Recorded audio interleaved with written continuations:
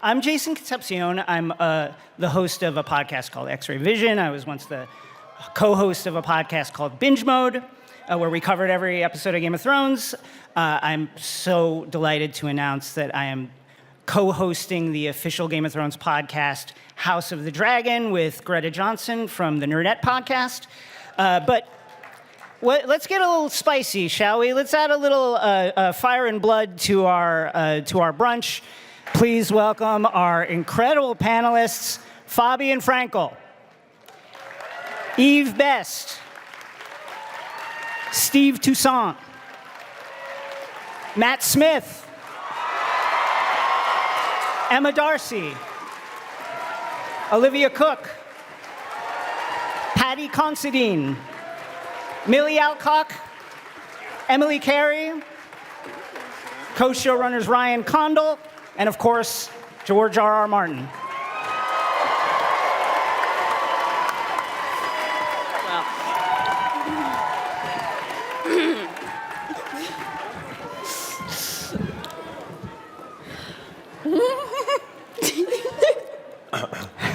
You can all go home now. Well, before we get started, Emma has a message. Oh, yeah. Okay, so Miguel Sapochnik, who is co-showrunner with Ryan, got COVID yesterday, so he's not here. But he sent me a text message for you, which I'm going to read. He says, "Hey, Comic-Con, I'm gutted that I can't be there with you today. This is fairly typical for me.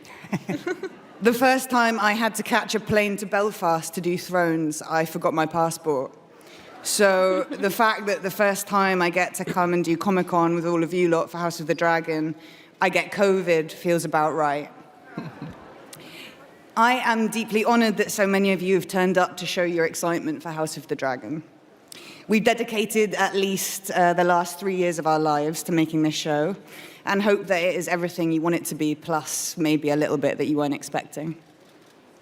And you'll finally get to see what we've been cooking in less than a month. I hope you like dragons." He says, "If I wasn't highly infectious, I'd be dancing in the streets of San Diego with excitement right now.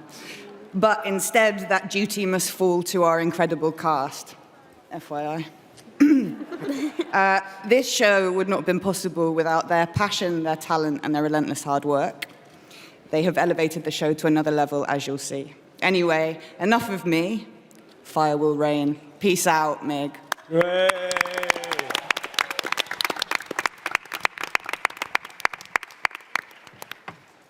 Ryan, George, set the stage for us. What can we expect from House of the Dragon? Fire and blood. And dragons. Yeah. I think the most compelling thing about this particular story, and I think it's the reason that this was the spin-off successor show, as George calls them, that he was most excited about, is because it delves into the history of the Targaryen dynasty. And that's something that we hear about in A Song of Ice and Fire in the pages of the book and the original series, Game of Thrones, but we never really get a real sense of it. So this series begins at the absolute pinnacle of the dynasty, the height of power and wealth and influence. They have the most dragons that they'll ever have, and it's just before the bloom starts to come off the rose. Oh, Is that fair? yeah. That's good. Paddy, Your Grace, King Viserys, our King Viserys. How's the throne? Comfortable? It was lovely, yeah. I couldn't wait to get on it. I got very territorial with that throne, and I wouldn't allow anybody else to sit on it. That's smart. Why doesn't anybody put pillows on it? Well, it's part of it is because it's supposed to be uncomfortable to sit on, I think. You know, I didn't have a pillow, by the way. I suffered on that throne. So, but yeah, it's not a comfortable thing. It's made of swords, so, you know, it shouldn't be a relaxing experience sitting up there. What kind of a ruler is King Viserys?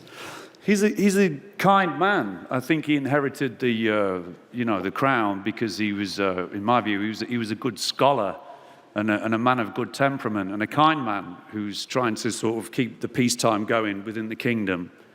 And I think that's why he was chosen as king. But he's a man who's... What I wanted to do with the character when I read the script was just imbue him with as much humanity as I could. And bring as much kind of life to him as I possibly could. But he's a man that cares about things. There's great tragedy in him. He loves his family. He cares about his position. But he's also carrying something else that's a kind of secret that's revealed in the show that, kind of refers to the potential fall of man in the future. So there's lots of different things going on. Speaking of that family, Matt, our Daemon Targaryen, what's that relationship like, that brother relationship like? With his brother? Yeah, go on, give it him. Go on. It's complicated. I mean, that was the sort of heartbeat for me, really, and I had such a fabulous time with Paddy. It's quite a complicated relationship, but I sort of hope that me and Paddy found a lot of depth and a lot of richness in the work that we did. But really, everything is about his brother for Daemon. Yeah. Eve, our Rhaenys, the queen that never was. What does that moniker mean to her? Sorry, could you repeat the question? Sure. The queen that never was. Yeah. What does that mean? What does that mean to Rhaenys? What does the title mean to Yeah. How does she relate to? It really pisses her off, I think. She should have been the queen. And thank you very much. And it's kind of annoying that she isn't. And it's also kind of annoying that people keep reminding her that she isn't. So, that's what I have to say about that. Thank you. Steve, our Corlys Valerian, part of Rhaenys' family. Tell us about that badass sailor adventurer that is Corlys. Well, I could talk for hours about that, but I'll spare you that. So basically, he is a famed nautical man. He did his first solo voyage, I think, in his teens. He built his first ship called the Sea Snake at the age of about 20, 21. And he went on these famed 9 voyages, which is the basis of the fortune that he has amassed when we meet him in this series. So at the time that we meet them, he's an extremely wealthy man in this land, and that's through his adventures. He's a self-made man. Fabian, our man from Dorne. People appreciate his hard work. Thank you. Fabian, our man from Dorne, a vibrant fighter. How's the swordplay going? It's better than when I started. Our first rehearsal with Matt, I smashed him in the face with a sword. And I thought I was going to get fired pretty quickly. You did? Yeah, I did. Scarred me for life. So, I know. Getting better. Yeah. Emma, Rhaenyra, what drives her? What drives Rhaenyra? Fire. I think Rhaenyra is fueled by that old Targaryen stuff. And I think probably the journey she goes on in the series is one of working out when to let that fire burn and when to dampen it. There you go. George, what's it like seeing these characters come to life from this part of Westeros' history, 2nd century of the Targaryen rule? It's pretty exciting. Of course, you're always nervous at the beginning because these books, these characters are like my kids. And when you give your kid to people for adoption, you wonder how they will be treated. Will they be, will you recognize them when they come back to you and all that? But I've been very, very fortunate here. I think Ryan has done a great job of adapting the books so far. And Thank you. And our cast here is amazing. I haven't had a chance to meet them. Unfortunately, with COVID, I didn't get to visit the set and hang around as I did on a certain other show in the past. But I've seen 9 of the 10 episodes, and it's pretty amazing. pretty amazing. I'm really very happy.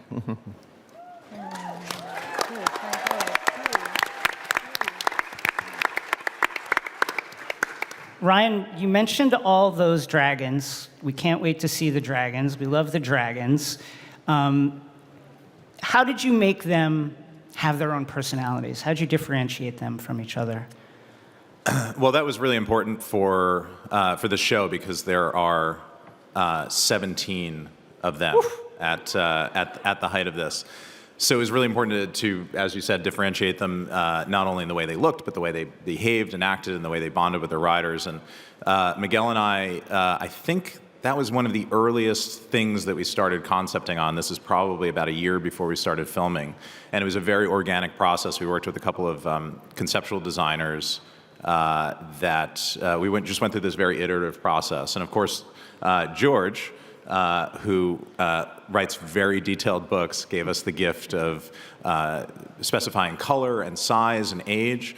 So we really took all of those things that are given to us in the book and then tried to extrapolate them and add personalities to them. Like Caraxes is very cantankerous and agitated, and he's always moving and flexing. He never sits still, much like his rider.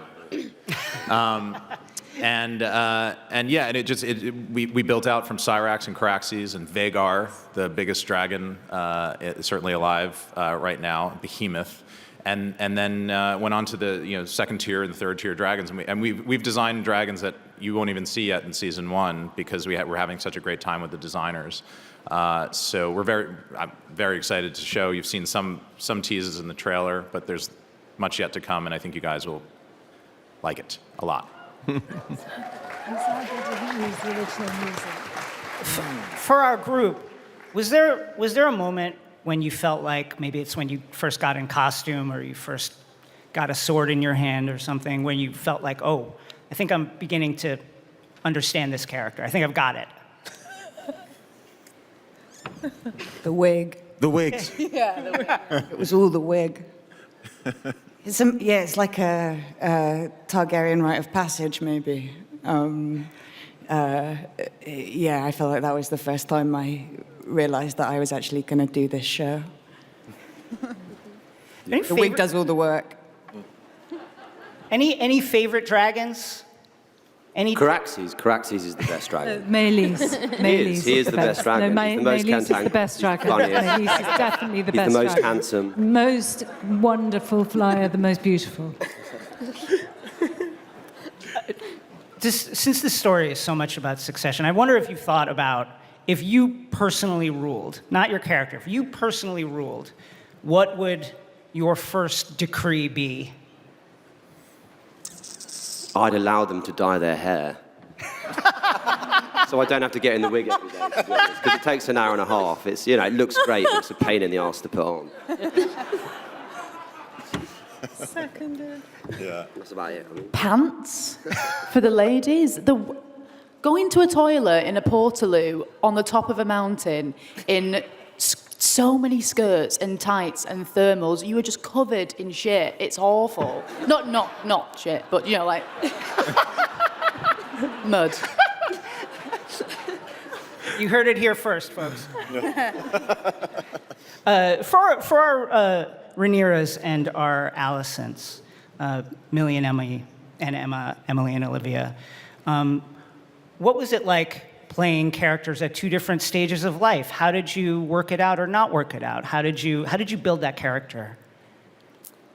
Well, we didn't. Yeah. We've never met.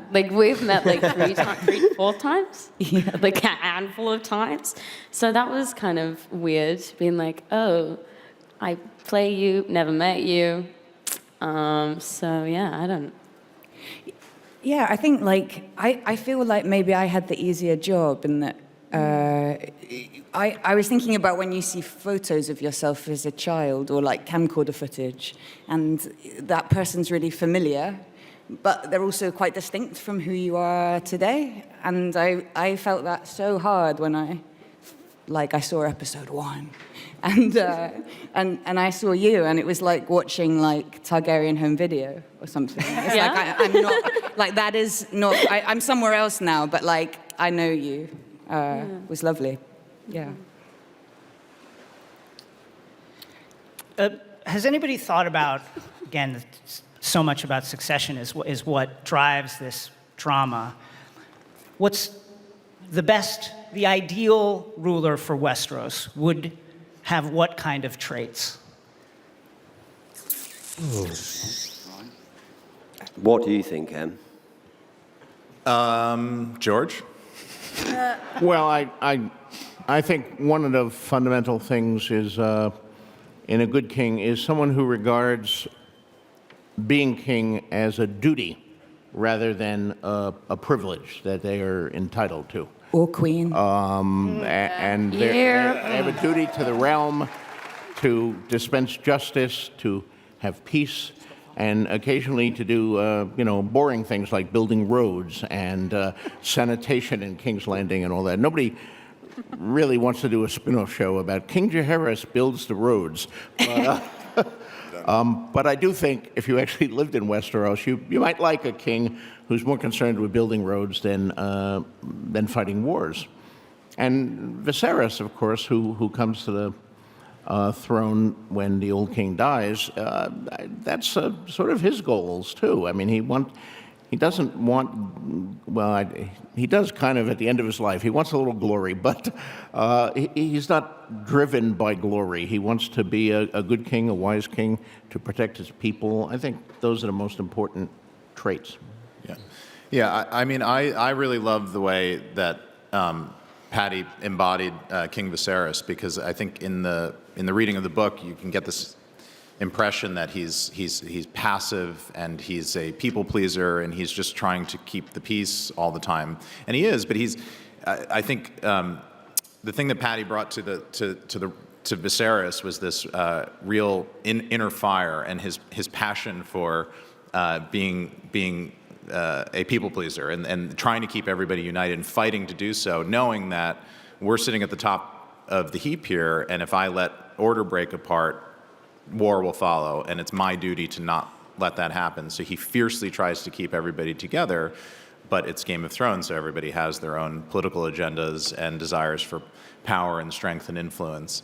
And I actually think, I think Viserys, Paddy's Viserys in particular, is a very modern ruler that is a bit of an anathema in a medieval period like this that respects might and strength and masculinity, what Viserys does and is remembered for, I think, is not necessarily in line with the way he attempted to rule his kingdom. Emma brings up a great point. Why not a queen? When Aegon invaded, 66% of the dragon pilots were female. What is it, George or Ryan or anyone, what is it about Westeros that they're just so anti a queen? Yeah. Great question. I'd like to know. You know, my books are fantasies, obviously, but I do follow history a lot. I get inspiration from history, and then I take elements from history and I turn it up to 11, obligatory Spinal Tap reference, or to 111. Game of Thrones, as many people observe, was based very loosely on the Wars of the Roses. This show was based on an earlier period of English history called the Anarchy. And, I pilfered freely from real history. When Henry I, the King of England, when his only legitimate son drowned while trying to cross the English Channel, he was left with only one legitimate child, which was his daughter Matilda, and he named her his heir, and he made all the lords of the kingdom swear their fealty to her. And then some years later he died, and most of the lords of the kingdom forgot about that oath or said, no, it doesn't apply, because here comes her cousin, Stephen, who crosses the channel quickly and steals the treasury and gets himself crowned king, and you entered the period called the Anarchy, where Maud, or Matilda as she was known, and Stephen fought for a decade, 2 decades, whatever, yeah. Horrible and bloody. Yes, all the good stuff, none of the building roads, peaceful things. So that was the inspiration there. I don't think Westeros is particularly more anti-woman or more misogynistic than real life and what we call history. Yeah. People fear change. I mean, we also haven't fixed it, right? Like, we still choose male rulers, like it's 2022, and we tend to pick men. And like, I think one of the questions of the series is, if you are a woman looking to rule, how do you convince male subjects that you're not other? Like, that's kind of a question. I don't know it has an answer. We don't have an answer, but today.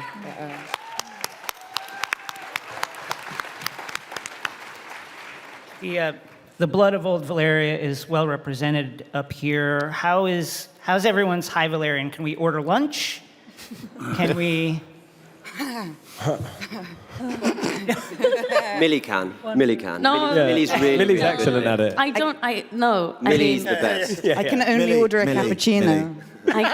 I don't know. I only know what I said in the scene of how to say it in High Valyrian. Even then, I don't even know what I'm saying. But it was fun. I mean, me and Matt had a lot of High Valyrian scenes together. A lot. Which was fun. Did anybody else speak? Paddy? I had one line. Yeah. I think it's been cut. Let me try and remember it. It's something like Skorki dosos adrizo dromon tomepse unerati laudixan kotas.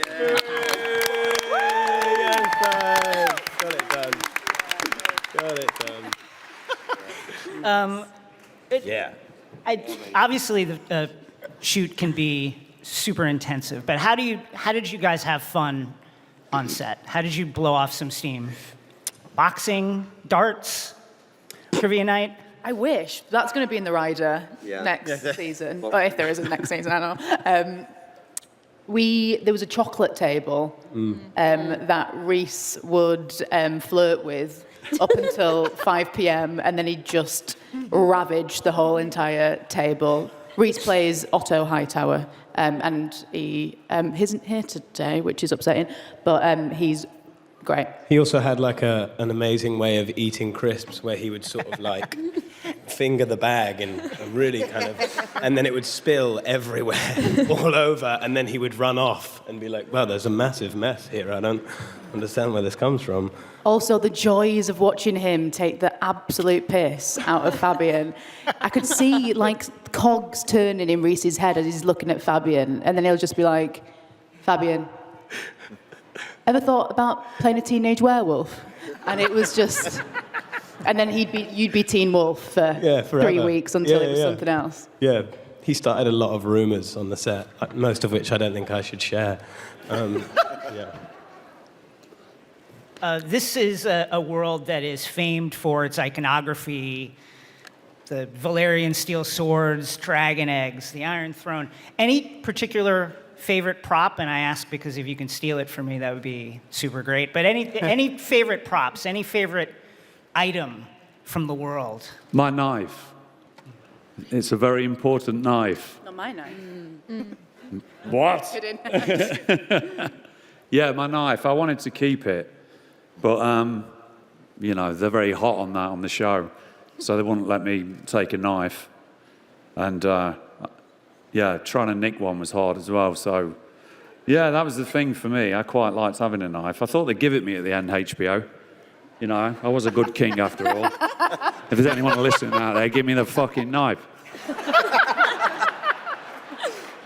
HBO, please give him the knife. The note. Sorry Ryan for the here, language. of course, that's actually minus. collects movie and television props. He has a wonderful podcast called What Dreams Are Made Of. Yes. So I expect at the end of the show you'll make off with all the really good props for your collection. I'm going to get a knife for Paddy. Thank you, Ryan. Yeah. Thank you, brother. Make it happen. Great plug for Ryan's podcast. Thank you, by the way, George.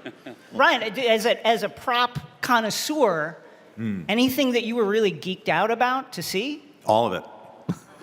Yeah, it was everything was great because it's a wonderful kind of show for that because everything has to be custom made. You can't really buy stuff off the shelf. All the costumes are bespoke. All all the weapons are custom made for the show. Everything, banners. So it's just a feast for the eyes. Are the severed heads going to be custom made, or can you get a box of severed heads like we did with Game of Thrones? We have a specific budget line item in season 2 for custom severed heads. Ah, very good. So I did nick something. what did you? I'll never tell you what it was because no one's known it's gone missing, but I did steal something. Come after me.